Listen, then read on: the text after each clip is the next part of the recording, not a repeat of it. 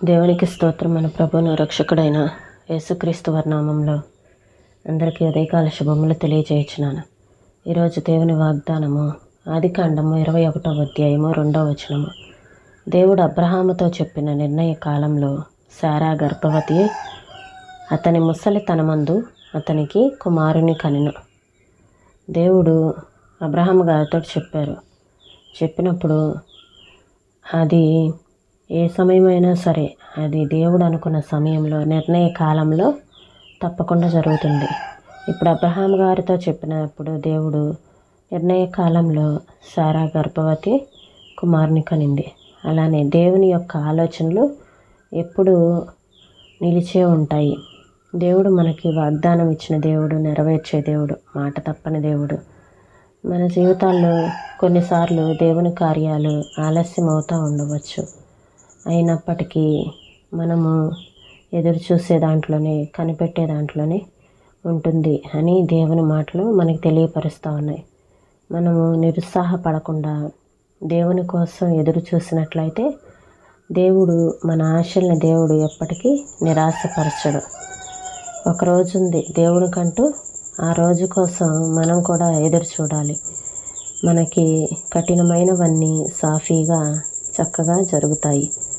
అయితే ఓపికగా కనిపెట్టే హృదయాన్ని మనం అలవాటు చేసుకోవాలి. మన హృదయానికి ఓపికను మనం అలవాటు చేసుకున్నట్లయితే తప్పకుండా దేవుడు నిర్ణయించిన గడియలోనే మన జీవితాల్లో దేవుని కార్యాలు జరుగుతాయి. యెహోవా ఆలోచన సదాకాలం నిలుచును, ఆయన సంకల్పములు తరతరములకు ఉండును. కీర్తన 33:11. అయితే దేవుడు అనుకున్న సమయం వచ్చేదాకా మనం వేచి ఉండటానికి సిద్ధపడాలి. దేవుడికి కొన్ని నిర్ణీత సమయాలున్నాయి. ఎప్పుడు అనేది మనకు తెలియని మర్మం. మనకవి తెలియవు, కానీ ఆ సమయాల కోసం మనం ఎదురు చూడాల్సి ఉంది.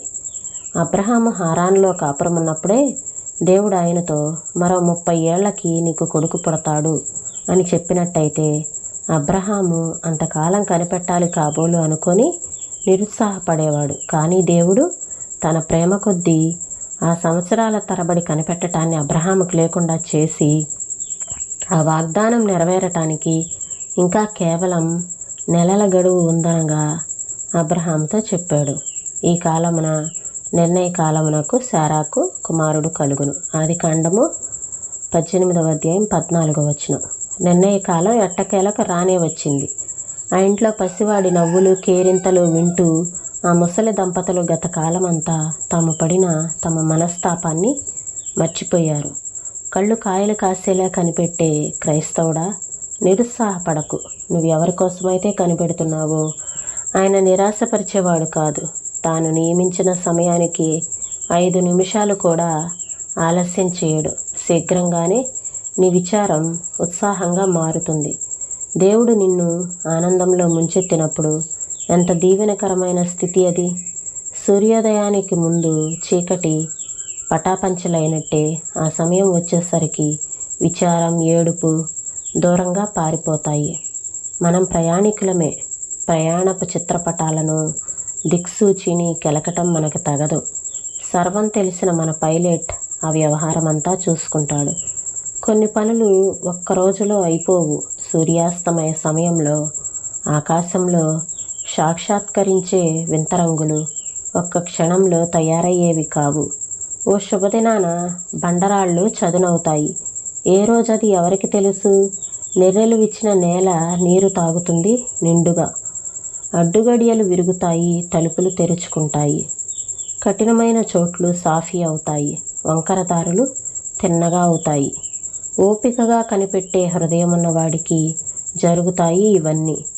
దేవుడు నిర్ణయించిన గడియల్లో, అది రేపో మాపో ఎవరికి తెలుసు?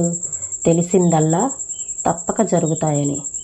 ఈ మాటలను ప్రభువు మన వినికిల్లో దీవించునుగాక. ప్రార్థన చేసుకుందామండి. స్తోత్రం తండ్రి, పరిశుద్ధుడా, ప్రేమ కలిగిన దేవా, నీకు వందనాలు ప్రభువా. అయ్యా, అబ్రహాం గారితోటి మీరు చెప్పినప్పుడు నిర్ణయ కాలంలో జరుగుతుందని, ఆ విధంగానే ప్రభువా శారా గారు గర్భవతి కుమారుని కన్నారు. అలానే దేవా, మీ ఆలోచనలు ఎల్లప్పుడూ సదాకాలము నిలిచి ఉండేవి. అయితే మేము కొన్ని విషయాల్లో ఎదురు చూడలేక నిరుత్సాహపడిపోతూ ఉంటాము. అయితే మేము కనిపెడితే ఆ ఆశ, మా ఆశలు ఎన్నటికీ మీరు నిరాశపరిచే దేవుడు కారని మేము గ్రహించుకోవటానికి మాకు సహాయం చేయండి ప్రభా. అయ్యా నా తండ్రి, మేము ఎంత ఎదురు చూసినప్పటికీ చివరికి ఓ దినాన ఆ అడ్డుగడియలన్నీ విరిగిపోతాయని మీరు చెప్తూ ఉన్నారు ప్రభా. అయ్యా నాయన, వంకర దారులు తిన్నగా అవుతాయని మీరు మాట్లాడుతూ వస్తున్నారు ప్రభా. నీకు స్తోత్రములు ప్రభా. మీరు నిర్ణయించిన గడియల్లో తప్పక జరుగుతాయి. అందుకోసము మేము కనిపెట్టడానికి, ఆ కనిపెట్టే హృదయాన్ని మాకు అనుగ్రహించమని అడుగుచున్నాను తండ్రి. ఈ ఉదయకాల సమయంలో మీ కృపనిచ్చి నడిపించండి ప్రభా. మంచి శక్తినివ్వండి, బలమునివ్వండి ప్రభా.